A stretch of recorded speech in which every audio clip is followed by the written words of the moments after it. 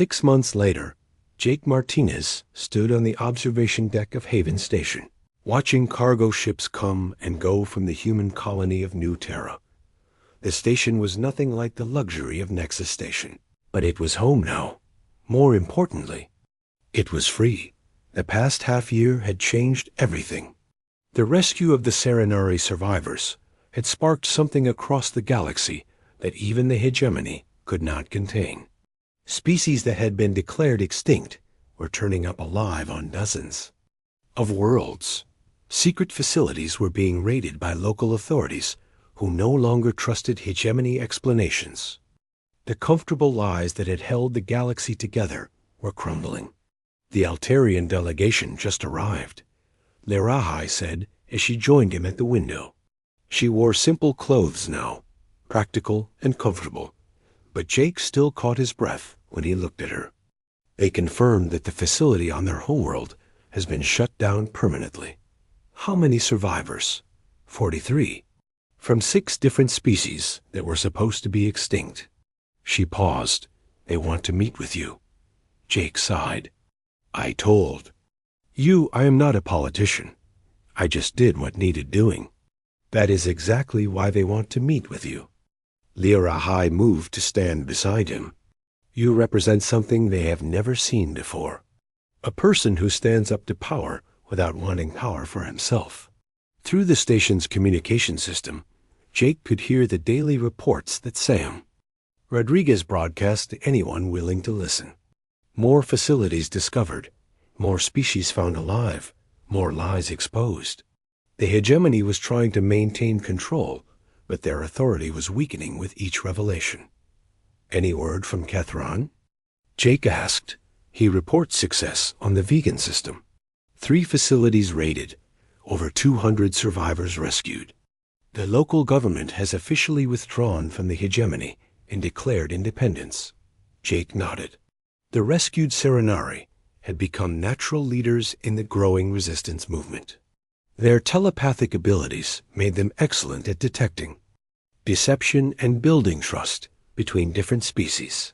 Kethran, in particular, had proven to be a skilled organizer and strategist. And the bad news? Lerahai's expression grew serious. Counselor Drexahan is coming. Our sources in hegemony space confirm that he is leading a fleet toward the Centauri system. He wants to end this before it spreads further. Jake had been expecting this. Drexahan was too powerful and too invested in the cover-up to simply let them continue exposing the truth. Eventually, he would have to act directly. How many ships? 12 heavy cruisers and their escort vessels. More firepower than the human colonies can handle. Jake smiled grimly. Maybe, but humans have a way of surprising people. A young woman approached them from across the observation deck. Captain Lisa Brooks had been one of the first human military officers to offer support when news of the rescued Serenari reached the colonies. Now she commanded a small but growing fleet of human ships dedicated to protecting the refugees. Jake, we need to talk, she said without preamble. The Colony Council is meeting in an hour. They want your input on defensive strategies. I am not military anymore. No, but you started this war. And frankly, you understand the enemy better than anyone else. She paused. Also, there is something else. We have been getting volunteers from across human space. Word about what you did has spread, and people want to help. Jake raised an eyebrow. What kind of volunteers? Retired military security contractors. Even some active duty personnel who decided to take extended leave. Lisa smiled. It seems humans do not like bullies, no matter how powerful they are. That afternoon, Jake found himself in a meeting with colony leaders, military officers, and representatives from a dozen different species. The conference room was crowded and noisy, with multiple languages being spoken simultaneously. But somehow, they were managing to work together. The hegemony fleet will arrive in 3 days, Captain Brooks was saying. We have 18 ships that can fight, plus whatever civilian vessels volunteer to help. 18 against 12, said Commander Chun, the head of Colonial Defense. The numbers are not terrible, but their ships are bigger and better armed. Numbers do not tell the whole story, Jake said from his seat at the back of the room. Drexon is used to fighting people who follow rules. We do not have that limitation. What do you mean? Asked one of the alien representatives. Jake stood up and moved to the tactical display at the front of the room. The hegemony fights like a government. Careful, methodical, afraid to take risks that might look bad in reports. We fight like pirates and revolutionaries. We take chances they would never consider. He began highlighting positions on the display. They will expect us to meet them in open space, ship to ship. Instead, we use the asteroid belt, the gas giants. Rings, every piece of cover we can find.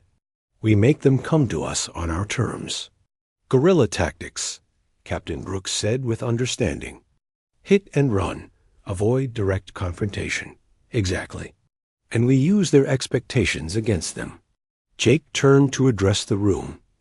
Drexahen thinks he is dealing with a small rebel group.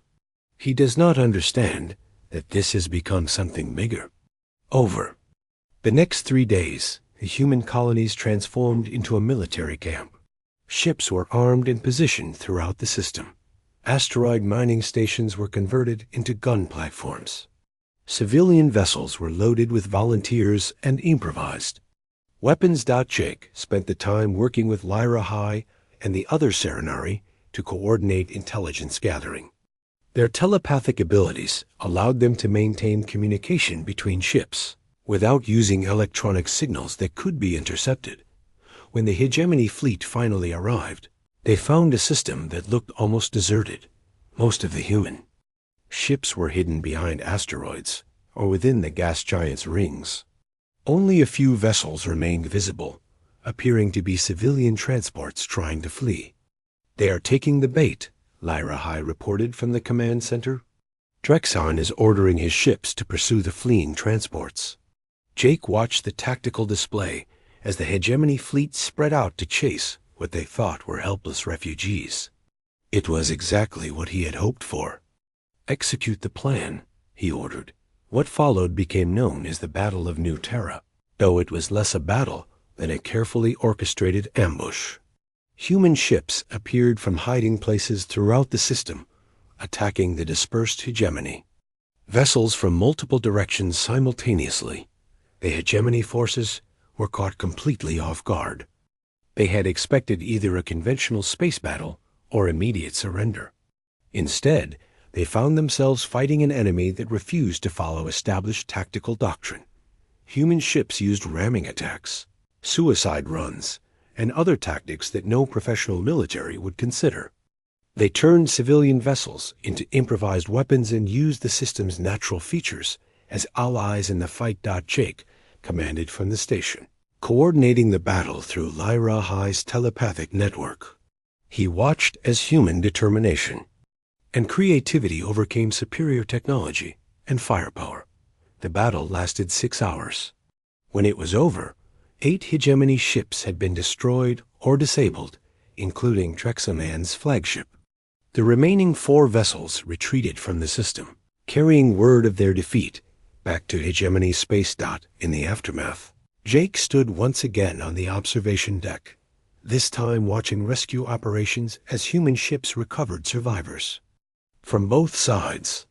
Beside him, Lyra High was coordinating medical assistance for the wounded. Drexon's ship was captured intact, she reported. The boarding party found extensive records of the illegal facilities. Evidence that goes all the way to the top of the hegemony government. Jake nodded. Good. Make sure those records get distributed as widely as possible. The alien delegations are calling you a hero again, she said with a slight smile. Some of them want to make you their official military advisor. I told you, I am not interested in titles or positions. I know. That is why they trust you. She moved closer to him. But Jake, you cannot keep running from what you have become. This movement needs leaders, and whether you like it or not, you are one of them. Jake looked out at the stars, thinking about everything that had happened since he took that simple protection job 6 months ago. He had never intended to start a war or become a symbol of resistance. He had just wanted to do the right thing. "What do you think?" he asked her. "Can we really change things? Can we build something better than what the hegemony offers?" Lairahai took his hand, and he felt that familiar telepathic touch, warm with hope and determination. "I think that if anyone can do it, it would be humans. You have shown the galaxy that it is possible to stand up to power and win. Now others want to try." Jake squeezed her hand and made his decision. "Then I guess we better make sure we do not let them down." The war against the hegemony was just beginning, but already the galaxy was changing. Species that had been silent for decades were finding their voices. Worlds that had accepted oppression were choosing freedom. And at the center of it all was a former security contractor who had simply refused to give up on doing what was right. Jake Martinez had learned that sometimes the most important victories were not won on battlefields, but in the moment when someone decided that some things were worth fighting for, no matter the cost. And if there was one thing humans excelled at, it was refusing to accept that anything was impossible. Jake led the group of rescued Serenari through the maintenance tunnels toward Docking Bay 7, his wounded shoulder throbbing with each step. Blood seeped through his jacket, but he ignored the pain. Behind them, he could hear the sound of pursuit. Heavy boots shouted orders, and the hum of energy weapons charging. "How much further?" Lairahai asked, supporting one of the weaker survivors. "2 more levels," Jake replied, checking his ammunition. 3 shots left. Not nearly enough if they ran into another security team. The Serenari they had rescued were in bad shape. Years of captivity and medical experiments had left them physically weak, though their spirits seemed to be recovering with each step away from their prison. They moved with the same graceful quality as Lairahai, but Jake could see the fear in their luminous eyes. They reached the main corridor that led to the docking bays just as a squad of hegemony security forces emerged from a side passage. Jake counted 8 of them, all armed with military-grade weapons. "End of the line, human," the squad leader called out. "Release the prisoners and we might let you live." Jake positioned himself between the security forces and the Serenari.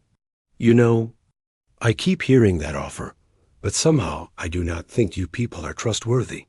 One of the rescued Serenari, an older male, moved up beside Jake despite his obvious weakness. He spoke in heavily accented English. "I am Catherine. I was a warrior before they took our world. I will not hide behind others anymore." Jake glanced at him. "Can you fight?" "I can try." Lairahai stepped forward as well. "We all can. We may be weak, but we are not helpless." The security squad leader raised his weapon. "Last chance, human. Surrender or die." Jake looked at the faces around him, Lairahai with her determined expression, Catherine struggling to stand straight, but refusing to back down, the other survivors who had found courage they thought was lost forever. These people had lost everything once. He was not going to let it happen again. "You want them?" Jake said, tossing his empty weapon aside. "Come and take them." What happened next became legendary in the stories told in Outer Rim bars for years afterward. Jake Martinez, wounded and outnumbered, charged directly at 8 armed security officers. With nothing but his bare hands and pure human stubbornness, the security forces had expected him to take cover or try to negotiate. They had not expected a frontal assault from an apparently unarmed man. In the moment of surprise, Jake closed the distance to the nearest officer and grabbed his weapon. The confined space of the corridor worked in Jake's favor. The security forces could not spread out or use their numerical advantage effectively. Jake moved through them like a hurricane, using captured weapons and improvised tactics that his military training had beaten into his muscle memory. Lirahai and the other Serenari joined the fight as best they could. Their telepathic abilities, weak as they were, proved useful for anticipating enemy movements and coordinating their attacks. Catherine fought with a desperate fury that spoke of 20 years of suppressed anger. When the last security officer fell, Jake was bleeding from 3 new wounds and could barely stand. But they were alive, and the path to the docking bay was clear. "Jake," Lirahai said, moving to support him. "We need to get you medical attention. Later," he gasped. "Ship first." Sam will not wait forever. They stumbled through the docking bay doors to find Sam Rodriguez's ship, the Wanderer, powered up and ready for immediate departure. Sam himself was waiting at the cargo ramp, a short human with graying hair and the kind of scars that came from a lifetime of dangerous flying. "Jake, you look like hell," Sam said as they approached. "And you brought friends." "They need passage out of hegemony space," Jake said. "As far as you can take them." Sam studied the group of Serenari with professional interest. These would not happen to be the extinct aliens everyone is looking for, would they? Does it matter? Hell no. Anyone the hegemony wants dead this badly? Must be worth keeping alive. Sam gestured toward the ship. "Get them aboard. We have maybe 5 minutes before those cruisers finish their patrol pattern and come back this way." As they helped the rescued Serenari into the ship, Lirahai caught Jake's arm. "Thank you," she said simply. Jake looked into her luminous eyes and felt that strange telepathic touch again, but this time it carried warmth instead of sadness. "Thank me when we are all safe." The ship lifted off just as hegemony security forces reached the docking bay. Sam pushed the engines hard, racing for the edge of the system before the cruisers could intercept them. In the cargo hold, Jake finally allowed Lirahai to tend to his wounds while the other Serenari rested. "Why did you do it?" she asked as she cleaned a cut on his forehead. "You could have turned us over to Drexane and collected your payment."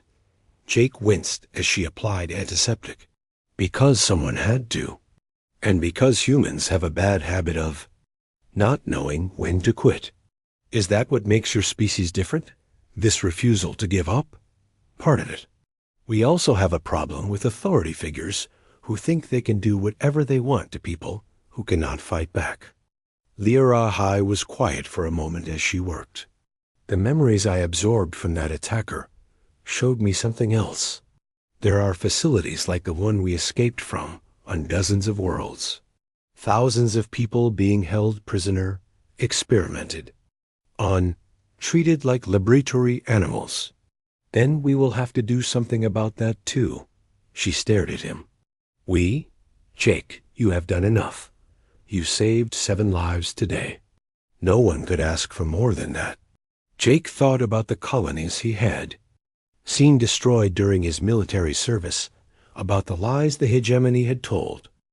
The door exploded inward in a shower of sparks and twisted metal. Jake opened fire immediately, his shots lighting up the smoke-filled entrance. The first attacker stumbled backward with a cry, but 2 more pushed through behind him. They were not any species Jake recognized.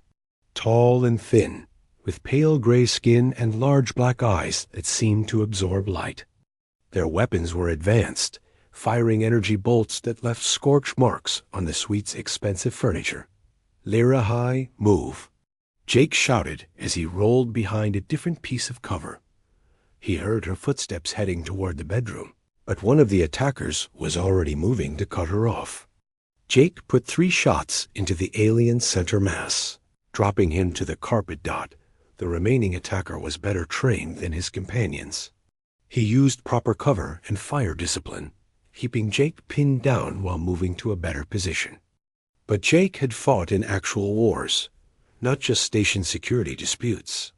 He knew how to read an opponent's movements and anticipate their tactics. When the alien moved to flank him, Jake was ready. He rolled out from behind his cover and put 2 shots into the attacker's head before the alien could bring his weapon to bear. The suite fell silent except for the crackling of damaged electronics and the hiss of escaping atmosphere from holes in the outer wall. Jake kept his weapon ready as he moved carefully toward the entrance, checking each body to make sure the attackers were really dead. "Jake!" Lyra High's voice came from the bedroom, tinged with panic. He found her kneeling beside the maintenance shaft entrance, her hands pressed to her temples. Her skin had taken on a more pronounced silver sheen, and her eyes were completely black. "What is wrong?" Jake asked. "I touched one of them when I was trying to get past," she said through gritted teeth.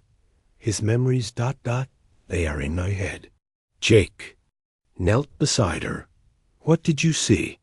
"They were not sent by Veltar or Drexon. They work for someone else. Someone who wants me dead before the sale can happen." She looked up at him with those solid black eyes. "There are more coming. Many more. How many more?" "I do not know. The memories are confused. But they have been watching us since yesterday. They know about the buyer, about Veltar, about everything." Jake helped her to her feet. "We need to get out of here." "Can you walk?" "Yes, but Jake, there is something else. Something important." Her eyes were slowly returning to their normal, luminous state. "I saw why they want me dead. It is not just about covering up what happened to my people." "What else?" "There are others.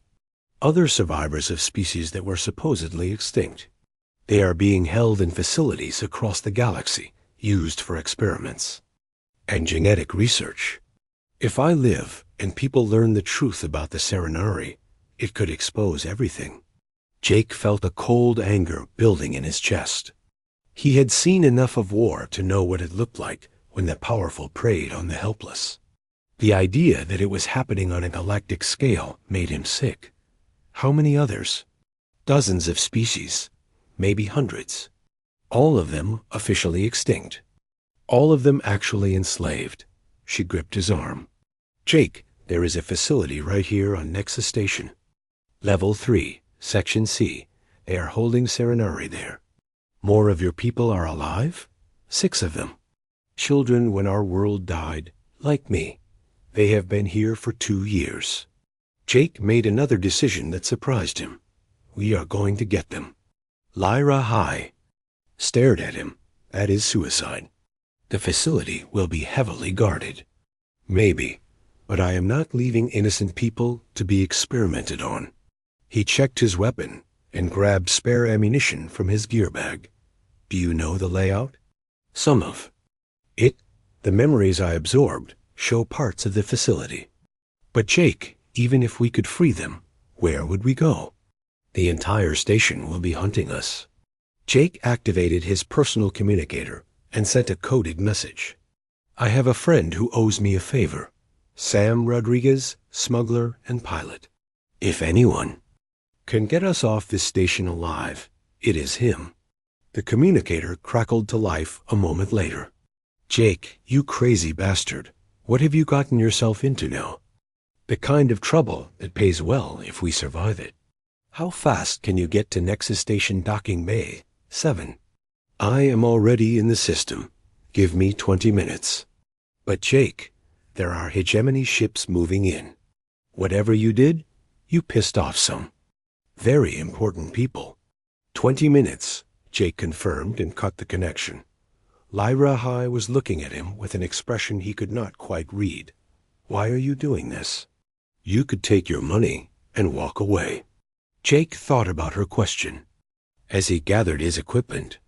"Because 20 years ago, I watched my colony get wiped out by raiders while the hegemony claimed it was too far away to help. Turns out they were lying then too. Maybe it is time someone stood up to the bastards." They made their way through the station's maintenance tunnels, avoiding the main corridors where security forces were already searching for them.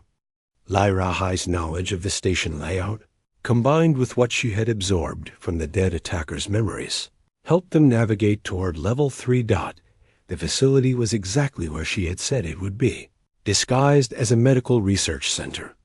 But Jake's military training let him spot the real security measures hidden behind the civilian facade. Guard positions, sensor networks, and reinforced blast doors that had nothing to do with medical research. "There," Lyra High whispered, pointing to a service entrance. "That leads to the holding area." Jake studied the entrance. 2 guards, both human, which surprised him. He had expected alien security for an alien facility. "Can you sense anything from them?" he asked. Lyra High closed her eyes and concentrated. "Fear. They are afraid of their employers. And ... guilt. They know what they are guarding is wrong. That might work in our favor." Jake approached the guards openly, his hands visible, but ready to go for his weapon. "Hey, you guys seen any unusual activity today?" Someone broke into the luxury level, and station security is checking all the restricted areas. The guards relaxed slightly when they saw his human face. "No trouble here," one of them said. "Just the usual research stuff. Mind if I take a quick look inside? I need to file a complete report." A second guard shook his head. "Sorry, no. Unauthorized personnel. Orders from the top." Jake nodded as if he understood, then moved faster than either guard expected. 2 quick strikes put both men down unconscious but alive. He grabbed their key cards and weapons. "You could have killed them," Lyra High observed as they dragged the guards out of sight. "They are just doing their job. Save the killing for the people who deserve it." The holding area was worse than Jake had imagined. 6 Serenari were kept, in cells that were barely large enough for them to lie down. All of them showed signs of medical experiments, surgical scars, injection sites, and the hollow look of people who had given up hope. When they saw Lyra High, their expressions changed to disbelief and then joy. They spoke to her in their own language, voices weak but excited. "They remember me," she said with tears in her eyes. "From before our world died. Can they travel?" "They are weak, but they can walk." Jake began opening the cell doors with the stolen key cards. "Tell them we are getting out of here. All of us." As the Serenari prisoners stumbled out of their cells, alarms began sounding throughout the facility. Jake cursed under his breath. Someone had discovered the unconscious guards or noticed their absence from the security monitors. "This way," he said, leading the group toward the exit. They were halfway to the service entrance when armed security forces blocked their path. These were not station security. They wore the black uniforms of Hegemony Internal Security, Drexon's people. "Surrender now and your deaths will be quick," the leader announced. Jake looked at the 6 freed prisoners, barely able to stand, and at Lyra High, whose telepathic abilities might be their only advantage. Then he thought about Sam Rodriguez waiting at the docking bay and about all the other extinct species being held in facilities across the galaxy. "Counteroffer," Jake said, raising his weapon. "You let us walk away, and I do not kill all of you." The security leader laughed. "You are outnumbered 5 to 1, human." Jake smiled grimly. "Yeah, but you have never fought a human before. We do not know when to quit." The firefight that followed proved his point. Jake used every trick he had learned in 2 wars, turning the facility's own layout against the security forces. He moved constantly, using cover and angles to prevent them from bringing their superior numbers to bear. Lyra High helped by using her telepathic abilities to sense when enemies were about to move, giving Jake split-second warnings that kept him alive. The freed Serenari, despite their weakness, proved surprisingly resourceful at creating distractions and blocking corridors. When the smoke cleared, Jake was wounded but alive, and the hegemony forces were either dead or retreating. But he could hear reinforcements coming, and his ammunition was running low. "Move," he told the group. Sam better be ready to fly. Jake woke to the sound of soft crying coming from the bedroom. He had dozed off in his chair, sometime during the night watch, which annoyed him. Professional security contractors did not fall asleep on the job, no matter how comfortable the client made their accommodations. The crying stopped as soon as he stirred, but Jake had definitely heard it. He checked his chronometer and saw that it was early morning by station time. Through the large windows, he could see the slow rotation of nearby asteroids as Nexus Station orbited through the mining belt. "Lyra High?" he called softly. "I am awake," came her voice from the bedroom. A moment later, she emerged wearing a different dress, this one a deep blue color that seemed to shift between shades as she moved.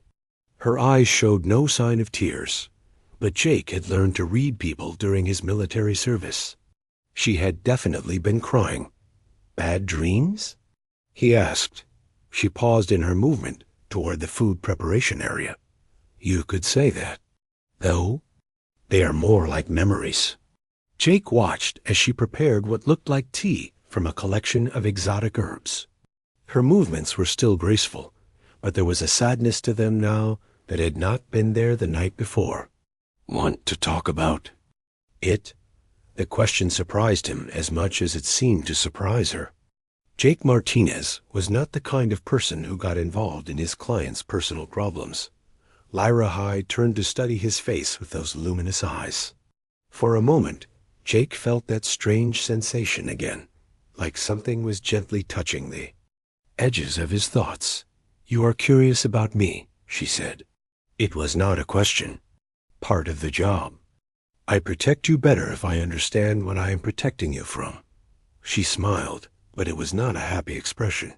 "What I am being protected from and what I need protection from are very different things. Jake Martinez, explain that." Lyra High moved to the windows and stared out at the stars. "Veltar believes he is protecting a valuable piece of property until its new owner arrives. But the truth is more complicated." Jake leaned forward in his chair. "What truth?" "I am not just a courtesan. I am the last princess of the Serenari." The name meant nothing to Jake at first, but then a memory surfaced from his military briefings. The Serenari had been an advanced species that lived in the inner systems. Their homeworld had been destroyed in some kind of natural disaster about 20 years ago. The entire species was believed to be extinct. "That is impossible," Jake said. "The Serenari died out decades ago." "That is what the galaxy believes," Lyra High replied, turning back to face him. "It is what the hegemony wants everyone to believe." Hegemony was the loose confederation of species that governed most of the known galaxy. They maintained peace between different worlds and species, though their methods were sometimes questionable. Jake had never had much contact with them during his military service, since humans were still considered a minor species. "You are saying the hegemony lied about your people being extinct?" "I am saying the hegemony killed my people and called it a natural disaster." Her voice was calm, but Jake could hear the anger underneath. "My homeworld was not destroyed by a solar flare. It was bombarded from orbit until nothing lived on its surface." Jake felt a chill run down his spine.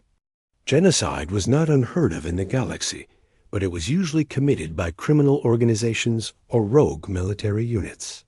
The idea that the hegemony itself might be responsible was disturbing. "Why?" he asked.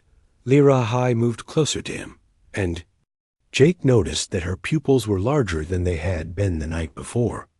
"Because my people had a gift that made us dangerous to corrupt politicians and criminals. We could sense lies." "Sense lies, how?" "Telepathy. Not strong enough to read thoughts, but strong enough to know when someone was not telling the truth. Imagine trying to run a corrupt government when your subjects could detect every lie you told." Jake stared at her. "You are telepathic." Weakly. "The conditioning I received as a child suppressed most of my natural abilities. But sometimes, when I am emotional or frightened, they surface." She paused. I have been sensing your emotions since you arrived. Suspicion, curiosity, and something else. Protectiveness, perhaps. That explained the strange sensations Jake had been feeling. It also explained why Veltar's people had trouble working around her. Most species found telepaths disturbing, even weak ones. If you are the last of your people, why are you working as a courtesan? Lyrahi's expression darkened. Because I was 6 years old when my world died. The raiders who found me in the wreckage sold me to flesh traders. I have spent the last 20 years being conditioned to serve the wealthy and powerful. Until recently, I did not even remember my real identity. What changed? My latest owner grew careless. He kept records of his acquisitions, including where I came from. When he died in an accident, I found those records. I learned who I really was. She paused. That is when I began planning my escape. Jake was beginning to understand why this job paid so well. Veltar does not know who you are. Veltar believes he purchased an exotic courtesan from a private collector. He plans to sell me to another collector who specializes in rare acquisitions. Her voice became bitter. What he does not know is that my buyer is not interested in my services as a courtesan. What does he want? He wants to own the last surviving member of an extinct species, a living trophy of the hegemony's efficiency in eliminating threats. Jake stood up and began pacing. This was exactly the kind of complication he had been afraid of. What had seemed like a simple protection job was turning into something much more dangerous. Who is the buyer? Counselor Drexon of the hegemony. Internal Security Division. Jake stopped pacing. He knew that name. Drexon was one of the most powerful figures in the hegemony, responsible for maintaining security across dozens of systems. If he was involved in covering up genocide, then this situation was far more serious than Jake had realized. Why are you telling me this? Jake asked. Because you are not like the others who have guarded me. You see me as a person, not property, and because I need your help. Help with what? I want you to help me escape before Drexon arrives. Jake shook his head. I cannot do that. I took Veltar's money. I gave my word. Your word to help cover up genocide? My word to do a job. Personal feelings do not enter into it. Liurahai studied his face for a long moment. You were a soldier. You understand duty and honor. But you also understand the difference between legal orders and moral ones. Jake did not like where this conversation was going. This is not a military situation, is it not? You are being asked to help deliver a genocide survivor to one of the people responsible for her people's extinction. How is that different from following an illegal order? Before Jake could answer, an alarm chimed softly from his security scanner. Someone was approaching their suite, and they were trying to be quiet about it. Jake grabbed his weapon and moved to the door controls. Get back, he whispered to Lyra. The scanner showed 3 figures in the corridor outside, armed and moving with military precision. They were not Veltar's people. Jake had seen enough of the Zephyrian security team to recognize their equipment and tactics. Who are they? Lyra whispered. I do not know, but they are not here to deliver room service. The door chime sounded, followed by a polite voice speaking in accented English. Security inspection. Please open the door. Jake muted his scanner and checked the weapon charge. Full power, 30 shots. He looked at Lyra, who had pressed herself against the wall near the bedroom entrance. Can you sense anything from them? He whispered. She closed her eyes for a moment, then opened them with fear clearly visible. Violence. They are here to kill us both. The door chime sounded again, more insistently this time. Final warning. Open the door, or we will override the locks. Jake made a decision that surprised him. Instead of preparing to turn Lyra over, To whoever was outside, he found himself moving to protect her. Maybe it was her story about genocide, or maybe it was the way she had looked at him when she called him different from the others. Either way, Jake Martinez was about to break his professional rules for the first time in 5 years. "Stay low and move to the bedroom," he told her. "There should be another exit through the maintenance shaft. What about you? Someone has to slow them down."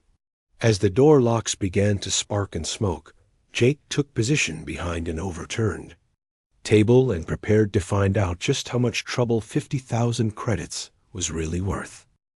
Jake Martinez sat in the dimly lit bar on Nexus Station, nursing his third drink of the evening. The amber liquid burned his throat, but it helped dull the ache in his left shoulder, where shrapnel still lived from his last job. The bar was filled with the usual mix of smugglers, traders, and criminals that made the Outer Rim stations their home. Most of them avoided eye contact with Jake, which suited him fine. The human had built quite a reputation over the past 5 years. When other security contractors ran from jobs involving angry crime bosses or dangerous cargo, Jake took them. When alien clients needed someone who could handle situations that went sideways fast, they called him. It was not because he was the best fighter or the smartest planner. Jake simply did not quit once he took a job, no matter how bad things got. A shadow fell across his table as a tall figure approached. Jake looked up to see Veltar, a Zephyrian crime boss whose blue-scaled face bore the ritual scars of his species. The alien's forearms moved with practiced grace as he pulled out a chair and sat down without being invited. "Martinez," Veltar said in his oddly musical voice, "I have work for you." Jake set down his glass and studied the alien. Veltar controlled most of the illegal business on 3 different stations, but he had never hired human contractors before. His own species handled security for him, and they were known to be ruthless and efficient. "What kind of work?" Jake asked. "Simple protection job," Veltar replied, his black eyes never leaving Jake's face. 3 days. Very easy money for someone with your skills. Jake had learned long ago that when crime bosses said something was simple, it usually meant the opposite. But his credit account was running low, and his ship needed repairs that cost more than he currently had. "Details," Jake said. Veltar leaned forward slightly. "I have acquired a rare item, very valuable. A buyer is coming in 3 days to collect it. Until then, it needs protection." "What kind of item?" Jake pressed. "A courtesan. Very exotic. Very expensive." The alien's tone suggested this was all Jake needed to know. Jake frowned. He had done protection work before, but guarding people always came with complications that protecting cargo did not. People had opinions, feelings, and their own agendas. They could make bad decisions that got everyone killed. "Why me?" Jake asked. "Your own people handle this kind of work." Veltar's expression shifted slightly, and Jake caught something that might have been concern in the alien's eyes. "The courtesan is ... unusual. My people find her disturbing. They cannot focus properly when near her." That raised more red flags. Jake had worked with enough alien species to know that Zephyrians were not easily disturbed. They were predators by nature, with minds that could compartmentalize violence and business without blinking. "How much?" Jake asked. 50,000 credits. Jake nearly choked on his drink. 50,000 credits for 3 days of babysitting was more than he usually made in 6 months. Either Veltar was lying about how simple the job was, or the courtesan was worth more than some small planets. "Half up front," Jake said after a moment. "Agreed." Veltar reached into his coat and pulled out a credit chip. "The courtesan is in Suite 47 on level 12, luxury section. She has everything she needs. Your job is to make sure she stays safe and does not leave until the buyer arrives." Jake took the chip and slipped it into his jacket. What about threats? Anyone I should watch for? The usual. Pirates who might try to steal her. Competitors who might want to disrupt the sale. Nothing you cannot handle. Veltar stood to leave, then paused. One more thing, Martinez. Do not let her talk to you too much. It is better for everyone if you keep your distance. The alien left without another word, leaving Jake alone with his drink and a growing sense that he had just signed up for more trouble than 50,000 credits was worth. But a job was a job, and he had never backed out of one yet. An hour later, Jake stood outside Suite 47 with his gear bag slung over his shoulder. The luxury level of Nexus Station was a different world from the lower decks where he usually spent his time. The corridors were clean and well lit, with actual plants growing in decorative planters. The air smelled of expensive perfumes instead, of recycled atmosphere and industrial lubricants. He pressed the door chime and waited. After a moment, a soft voice called out from inside, "Enter." The door slid open, and Jake stepped into the most luxurious living space he had ever seen. The suite was larger than most apartments, with floor-to-ceiling windows that showed the stars. Beyond the station, soft music played from hidden speakers, and the lighting was warm and inviting. A figure moved from the shadows near the windows, and Jake got his first look at his assignment. The courtesan was clearly not human, but she was beautiful in a way that made his breath catch. Her skin had a subtle silver sheen, and her hair fell in waves of deep purple that seemed to shift color in the light. Her eyes were large and luminous, with pupils that reflected light like a cat's. She wore a simple white dress that somehow managed to be both elegant and practical. When she moved, it was with a grace that seemed almost choreographed, as if every step had been planned for maximum effect. "You must be my guardian," she said in accented English. Her voice was melodious, with undertones that seemed to resonate. In Jake's chest. "Jake Martinez," he said, keeping his voice professional. "I am here to make sure you stay safe until your buyer arrives." She smiled, and Jake felt something shift in his mind, like a door opening that he had not known was closed. For a moment, he caught a flash of something that was not quite emotion, but felt like sadness mixed with resignation. "My name is Lyra High," she said. "Though I suspect you were not told that." Jake blinked, shaking his head slightly.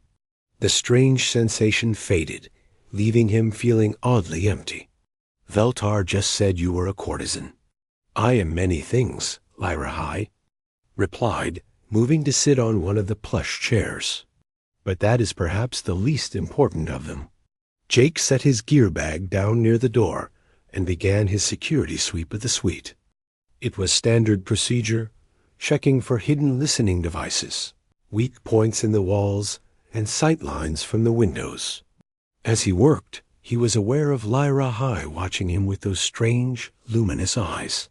"You are not what I expected," she said after a few minutes. "How so?" Jake asked, running a scanner along the wall panels. "Most guards Veltar hires are thugs, muscle with weapons and no brains. You move like a soldier." Jake paused in his work. "Former military.